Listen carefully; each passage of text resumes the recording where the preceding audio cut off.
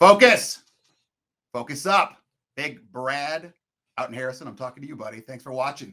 All right. Welcome to episode 13 of the Rubio Method. This one is going to be fantastic. Monaghan, welcome. You guys are going to love our guests. On today's episode, we're going to cover our favorite sports, nerve-wracking moments, Rubio being bald. Yes, I did just go third person there. The UCLA Bruins and John Wooden, some hockey, and the quest for perfection. Christian, I'm out.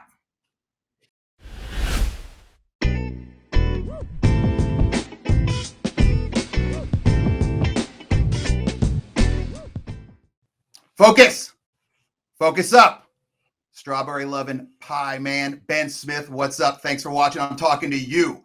Minute with Monaghan, go. Yeah, today we are going to be talking about burnout. It happens to everybody, and I've got 5 tips for you when you're starting to feel burnt out. Number 1, disconnect. I know it sounds so easy, but disconnect. If you like to go to the mountains or you like to go to, away, disconnect. Get out of there. Number 2, pay attention to your body signals, right? If you're always tired, you're exhausted, you're cranky, you're just in a mental fog, go ahead and pay attention to that and give yourself a break. Number 3, along with that, schedule relaxation. You don't got to do everything all at once. Take time. And yes, I'm talking to myself when I read this. And number 4, get organized. It sounds crazy, but a lot of the burnout comes from disorganization and running everywhere at 1,000 miles an hour. So just get organized. That helps tremendously. You'll feel so much better. And then last is lean on your support system. Lean on people around you. They're there for you. They want to encourage you. Let them help you out in your burnout. Monaghan, that was fantastic. And I'm going to say this for all the dudes out there. As much as you don't want to, because we're famous for not asking for directions, it's okay to write everything down. He gave you 5 points. Write them all down and kind of follow them. I put a lot of stuff in my phone under the notepad section. That seems to help me out. Set the little reminders. Monaghan, do we have some website questions? Yes, we do. Let's go. Number 1, we all know you guys played football, but what is your favorite sport to play and or watch? I'm gonna take this one first. Hockey, which is gonna be awesome for today's guest. I love hockey. I grew up in Chicago. I lived in Minnesota where they'd freeze the baseball fields over in the wintertime to play. I love it. And I was a photographer for the NHL, so can't get any better than that. What about you, Rubio? I actually do like watching hockey a lot. We're going to talk about that. You've kind of got me a little bit more into it to show me how to watch it. We'll talk about that later as well. I grew up in Los Angeles, loved watching the Dyers. I loved watching the Lakers. This is going to sound like an old man statement right now, but I can't watch the game anymore because it's so different than when I grew up. You had the 80s and 90s Lakers, Magic Johnson, Michael Jordan, obviously not with the Lakers, but the same time frame, the Chicago Bulls, Monaghan, that goes back to your era. And it, to me, and I'm going to sound like an old man again, it was more of a pure form of basketball. There, if you fouled, you could literally like forearm shiver someone to the throat, and that was just one foul, not kicked out for a week suspension. So I want to say basketball, but I can't. I'm more of a hockey guy, and of course, fourth downs in football. I don't watch the rest of the game, just fourth downs. Love that. Fourth down army. I forgot to mention that was from Allie in San Luis Obispo, California. We got to give her a shout out. Next question. When you guys were playing football in college, what was the moment where you felt most nervous? I will answer that again. It sounds crazy, but when I played in games, I was pretty chill. It was easy. I just felt like it was me and my boys out there and we were humming. But it was practice that I hated because the whole team is literally on top of you. Same with your coaches. And for whatever reason, that's when I was always nervous. What about you, Rubio? I remember one time, I think it was my junior year. It was UCLA, the team that I played for, versus USC, which is our rivals. And it was a double overtime victory game. Of course, we won. That's neither here nor there. But it was, I think, the end of regulation. And I remember looking upside down. I was the long snapper, looking at the scoreboard, and we were 1 point down, going for the PAT to obviously get 1 point. I remember looking upside down and seeing the scoreboard. The clock was 0-0-0. Just had this kick was either going to tie it or we're going to lose. And I remember going, "Oh my God, do not mess this up." But in that same exact moment, so this was like a 10-second moment that lasted 2 hours for me. I remember thinking to myself, if you do mess it up, I guarantee there's people out in this world that do not care what's happening. And it kind of calmed me a little bit that, yeah, there was 102,000 people at the Rose Bowl, probably 7 million watching, but there's some person in Bangladesh or Bora Bora that has no idea what the hell I'm doing and could care less. That is true. That's a really good way to look at it. And again, I forgot that was Philip in Dallas. I need to give my homies some shout outs here. Last question. This is Pat in Idaho. He says, Rubio, 2-part question for you. Do you actually have hair? And have you ever thought about wearing a hairpiece? Pat in Idaho, I'm dying for this answer too. Rubio, what do you got? I actually do have hair. I mean, I started shaving my head, I think it was probably 26, 27, because it was getting a little, the little power alleys turns into the cul-de-sac, and you got to nip that in the bud before it happens. You can't be that guy that kind of just keeps it going forever and ever and ever. And so I started shaving it then, figured, okay, I got a decent shaped head. That's half the battle. So I kept going with it and kind of became my little brand, so to speak. Would I ever consider a hairpiece or a wig? No. And this goes back to family issues. My grandfather, big Italian man, had a hairpiece. And I remember growing up and seeing this thing, because I think it had its own cage or a box, or I don't know what the hell you put him in, and looking at it and going, what the hell is that? And I remember my family saying it was super, super expensive. And the thing with hairpieces, nothing against anyone that wears a hairpiece, but if you don't put it on perfectly, it's automatically screwed up. And they normally don't look really, really sharp unless you get like $1 billion one. So he would have it on, and some days it was like a beret, some days it was like a yarmulke, some days it was over here. And so it was just so bad. And so from that point on, I was like, I just can't do it. Sorry, Grandpa. He's been passed away for a while, so he's probably just going to haunt me in my nightmares tonight. That's it for the website questions. We're going to come back with our guest. You're going to absolutely love this guy. Christian, I'm out. What do you think you're doing, Kevin? Was just gonna drive home. There are several warning signs present that you shouldn't be driving. Like hearing voices? Like your text-to-emoji ratio? Oh man, the selfies. Selfie, nailed it. We all have warning signs that let us know that we're probably not okay to drive. Mine is pretending to be your subconscious. Craig, come on man, let's split a ride home.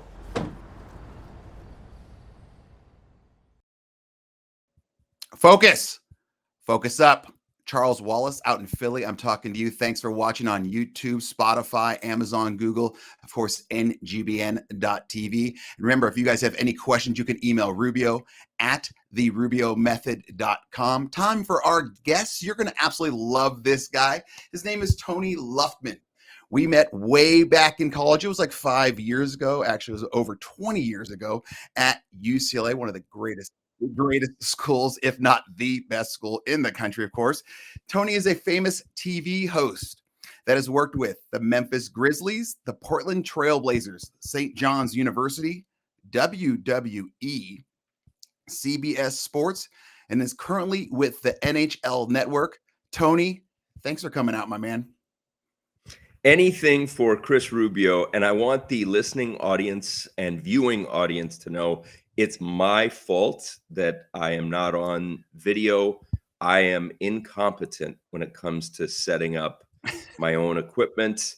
I also want you to know that when Rubio mentions how long we've known each other, I knew he was destined for great things. There have been 3 people in my life that I've met where I knew they were destined for great things. A guy I work with at MLB/NHL Network named Billy Lee, Rubio, and a guy named Tim Duncan who played basketball and ended up playing in a league called the NBA. There you go. Boom. 3 for 3. Tony and I are we're those guys that we used to hang out in college, not hang out a lot, but we would hang out on this thing called Bruin Walk. It was this main highway that just went through campus right there in Westwood. And we would just talk. And he has the gift of gab and I have the gift of gab. And we've said before, we made each other late to class many a time. And yesterday was actually, or a couple days ago, was the first time that I'd spoken to Tony in some time. And I thought it was going to be just a quick 5-minute, hey, how's it going? Here's how the show's going to roll, blah, blah, blah. Everything's good with the family. And it turned into 48 minutes of entertainment. So I'm very, very excited for this conversation, Tony. I have 3 quick questions for you. Tony, number 1, In the mid 1990s, who was the greatest overall athlete at UCLA? And of course, you cannot say me. Jonathan Ogden. And I think that'll surprise people because they think of him as the Pro Football Hall of Famer. The basketball team, as you well know, would play in men's gym or the Wooden Center. And the football team would also play in there.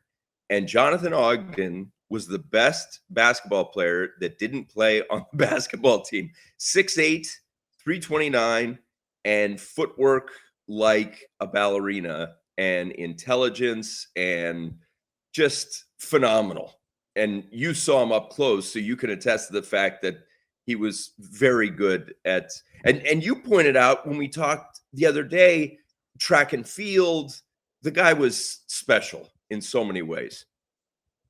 He was just an absolute freak. I think he actually kind of got in, this is a funny story, kind of got into shot put because he just didn't want to do spring football.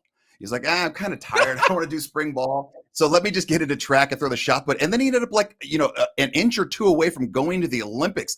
The dude was just a freak athlete. He had I believe it was almost a 1,500 on his SAT. I remember the two things I remember about him the most was the first time I ever met him. We're going through, it was my freshman year, going through the cafeteria line. And he showed up late because he was coming from Washington, D.C. I believe that's where he lived. And I'm going through the cafeteria line, and I'm, just an 18-year-old chubby freshman just trying to survive in life. And I've got my little tray, and I'm going down the line. And I looked to my left, and I heard rumors that this Jonathan Ogden was here. And I knew he was a freak O-lineman, but I didn't know anything about him because I didn't watch a lot of football back then. I still don't. And I remember turning to my left and seeing a human being's waist. And we'll get back to that. And I looked and I go, what the hell's that? And that was one of the largest human beings I'd ever seen in my life, because I was leaning over a little bit, but I looked over and I was pretty much belt level with this human being. And his head, if you ever pull a picture of Jonathan Ogden's head, is just massive. And I have a big head, and it made mine look like a pea. That's number one. Number two, I remember in offensive lineman drills, I used to go watch them because I was a long snapper. So I had a lot of free time, and I just kind of meander around talking to the people, doing, pressing the flesh, kissing the babies, do what you have to do. And I remember they used to do one-on-one drills, and he was famous for literally just spider webbing a human being, where the guy would try to go on his outside. He was left tackle, go on his outside, and he would be able to just grab them with one hand, and his arms were so freakishly long, and he would just stop them. And they were basically stuck in Ogden's spider web. And I just said, oh my gosh, this is not a normal human being at all. Tony, number two. You've lived on both coasts. You're like Derek Jeter. Jeter didn't watch baseball when he wasn't playing it. I never knew that you didn't watch a lot of football. That's surprising to me. I never did. I still don't. Per my job, all I do is I DVR. Can you still say DVR, TiVo, whatever you call it, games, and then I just fast forward to fourth downs. That's all I do. I watch the PATs or punts, and then I don't care who wins. I don't even know. Tony, you please continue with your show. Yeah, no problem. You've lived on both coasts, east and west. Which one is the best? The weather, West Coast. I love a lot of things about the East Coast, but the weather, I'm cold a lot of the time. And by a lot, I mean like all the time. And then now it's hot and sticky. So like I shower and then I walk outside and I'm like, what happened? Why did I do that? Yeah, no, I'm fully convinced I'm the first ever human being. I've said this on the show before that I'm allergic to humidity. I simply cannot stand it. I refuse to. I don't even understand what's happening there. Tony, you said that your favorite movie is Shawshank Redemption as an adult. Between sixth grade and high school, what was your favorite childhood movie? Rocky IV, and there's no hesitation. And I quote it all the time. I host a show, as you mentioned, NHL Network. It's about hockey. I repeat, about hockey. And I constantly bring up Rocky IV. And people look at me often like, are you serious? And the answer is yes. Absolutely. There's no doubt about it. And Rocky's one of those rare, if not the only one besides maybe The Godfather, that the sequels were as good, if not better, than the original. Exactly. And it ended the Cold War. You want art to impact life. Rocky saying, if I can change and you can change, then everybody can change. Next thing you know, Berlin Wall topples, Mikhail Gorbachev. I want art to have that kind of impact. Not only does he stun Drago and avenge the death of Apollo Creed, I mean, it's so moving. I'll watch it. If it's on TNT or whatever, I'll write it in. It doesn't matter what part of the movie it is. I will watch the entire fun thing. Fact for you. Here's a fun fact for you where I live. Ivan Drago actually went to WSU, which is about 30 miles north of me, and he's like a neuroscientist or a whatever, rocket scientist. What? I got Tony on a little stat right there, Daddy. And I live for trivia. I'm telling you. Yeah, I was gonna say that's your Cliff Clavin right there. There you go.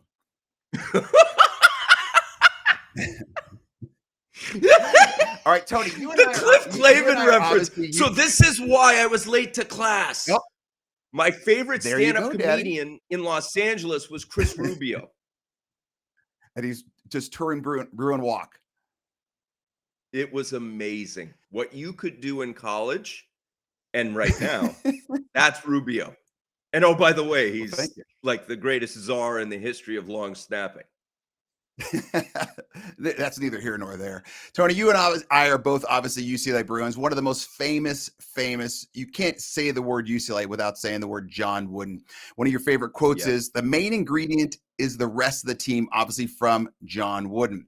My first big question to you is, do you think John Wooden would have success in today's game with today's athletes and their attitudes?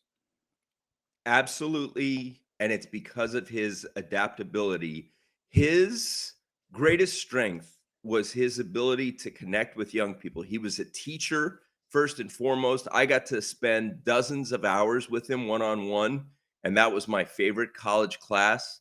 And I heard story after story after story, not from him, but more from around the guys that played for him, where he was ahead of his time. The two coaches that I can say that about are Vince Lombardi and John Wooden. Vince Lombardi's brother was gay, and Vince Lombardi was so accepting and way ahead of his time. Think about when he coached. Coach Wooden was way ahead of his time when it came to race relations, whether it was Kareem or Lucius Allen. You would hear stories when he coached at Indiana State College. His team competed and got to like the championship game of whatever tournament they play in. It wasn't the NCAA tournament. And they wouldn't allow the African-American players to stay in the same hotel or something.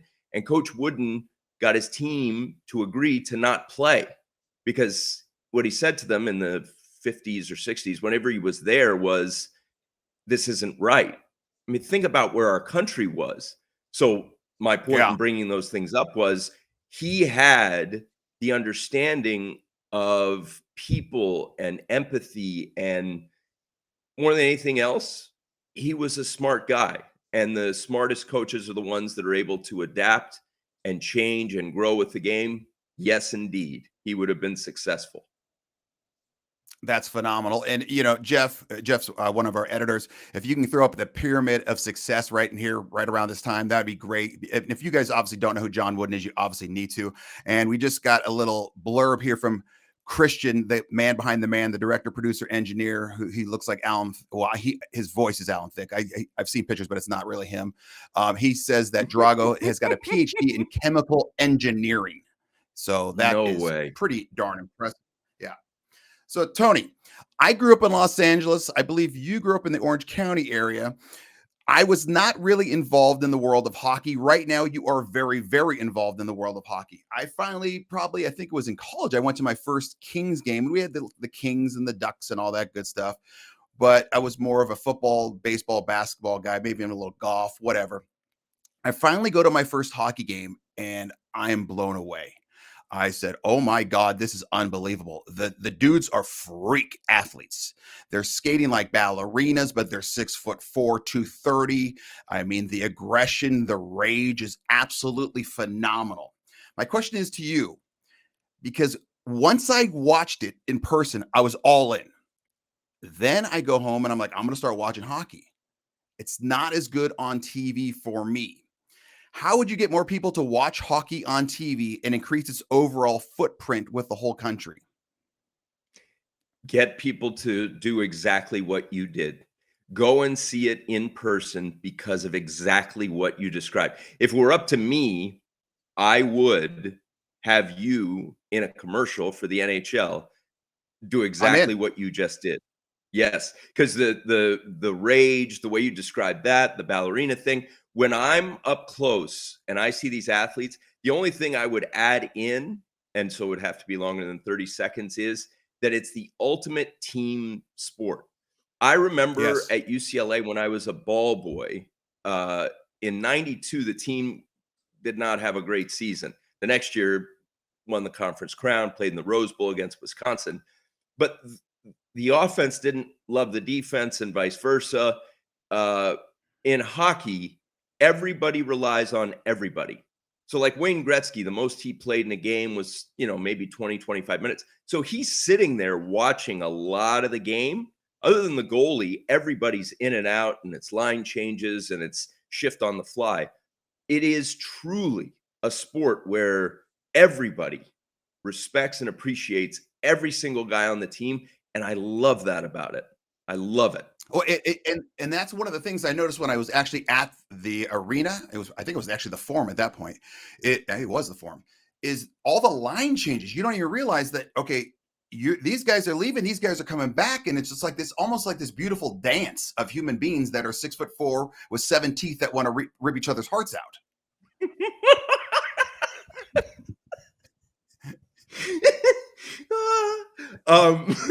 So well described.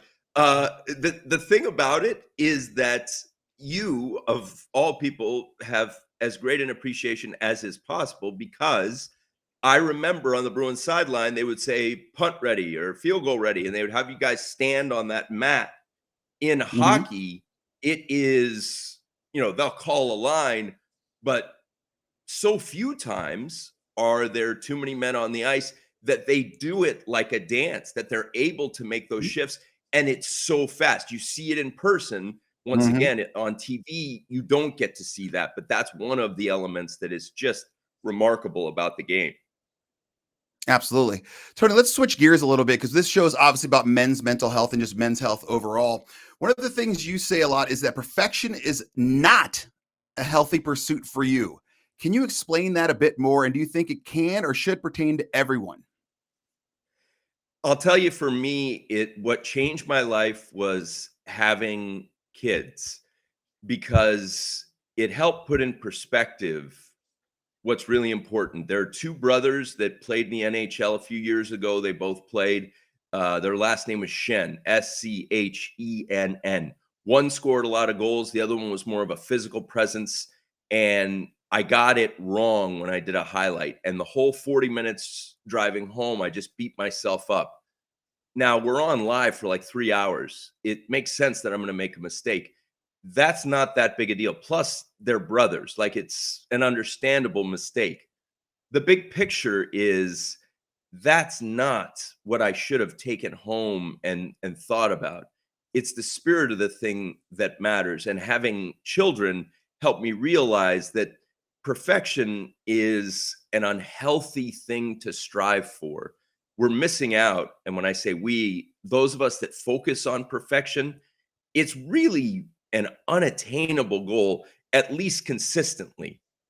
And I want people to feel joy and fulfillment. And when I see my children, I'm proud of them just for breathing. I would never set that standard for them. And perfection for me ruined a lot of joy, because even when I would have a good, solid performance, I would fixate on whatever mistake I made, that Schenn thing. And one of my coworkers said, Tone, they're brothers. It's not that big a deal. He said it well. Yeah, and I talked about, I mean, this is going to play into the next question as well, but with athletes especially, I mean, there's no way, I mean, no no athlete's ever been perfect, whether it's Tiger Woods, Arnold Palmer, whether it's Andre the Giant, if we go WWF style, or WWE, if you got Michael Jordan, how many, I mean, I just saw a stat of how many he missed, like 28 game winners. I mean, Joe Montana, date myself a little bit, but either Tom Brady, it's impossible to be perfect. It's just literally impossible. And I think for the next generation, I think our men's mental health, I think between ages like 40 and 70, like we're talking about, the more we can figure out, like, okay, dude, it's okay not to be perfect. It's not obtainable. You can be pretty damn close. And that's what I think you're saying, is that you can be pretty close, but perfect is impossible. And the bottom line, I love the point that you made, is that a show like this is so important. I want to be entertained. I want to be informed. But more than anything else, I want to have enrichment. I want to get better as I get older. The worst thing I think somebody can say is what they wrote in your high school yearbook: don't change. We want to change. Yeah. We want to evolve. This show helps that happen. And I'm grateful that you guys do it. And I'm thankful that you're doing what you're doing, because you can do it and make us laugh as we grow and improve. So thank you. Well, I appreciate that. I do. Tony, you've been involved in the sports world for a long, long time, whether participating, coaching, now announcing. You've seen countless highs and countless lows. What would be your best advice, or what advice have you been given about not getting too high, not getting too low? Which is a Coach Wooden statement, and I'm glad you brought it up. It's that the joy is in competition, and by that I mean the thrill of being a part of a team. I can't speak to individual sports. And two, even though you and I never played on the same team, we're both part of UCLA athletics. It's that life essentially is an individual sport. You've got your family, and that's a team. But in sports, similarly, even though you're not related, there's that similar bond. And man, is that cool to appreciate that. That's what, for me, kept me from getting too high or too low, is that I was a part of a group, and we were all dealing with the same stuff. When we won, we felt great. When we lost, we felt bad, but we were doing it together. And I've heard that the cruelest punishment is solitary confinement. It's the opposite of that. In sports, you're doing it together. I remember you and Sailor, I saw you guys together a lot. You guys were going through it together. And that, to me, is the most special thing about sports. And it goes back to the quote from earlier: the main ingredient in stardom is the rest of the team. The team, you're part of a team. That's special. Tony, that was absolutely beautiful. Where can people find you if they want to find out some more information on Tony Luftman? Just NHL Network? I know you're not too active on social media. So yeah, NHL Network. That's NHL Network. Yes, and to follow up on the previous point, I'll use a line from Apollo 13. I'm only the most visible member of a very large team, and all of us are honored to be a part of it. There's a lot of great people behind the scenes, and I wish time permitted me to say their names, but instead I'll just say we've got the best crew, and I'm so proud of what we do, and I'm so proud of the sport of hockey, because it's progressive and inclusive. It's a sport we can all celebrate and be part of. And it's unbelievable if you've not visited or watched a hockey game in person, even if it's a minor league. A lot of times where that's a fight where a hockey game breaks out, that's just as good. They are absolutely phenomenal. I highly recommend. Tony, I appreciate you coming on. I really, really do. We'll talk a little bit more later. Speaking of the guy behind the guy that puts everything together, Christian, I'm out. Military families often sacrifice precious time away from loved ones while serving our country. We were worried that with him leaving, that she would lose those connections with her dad. Some of life's best moments happen between parents, children, and the pages of a good book. United Through Reading provides that connection. And now, United Through Reading is also available to veterans. Learn more about United Through Reading at unitedthroughreading.org.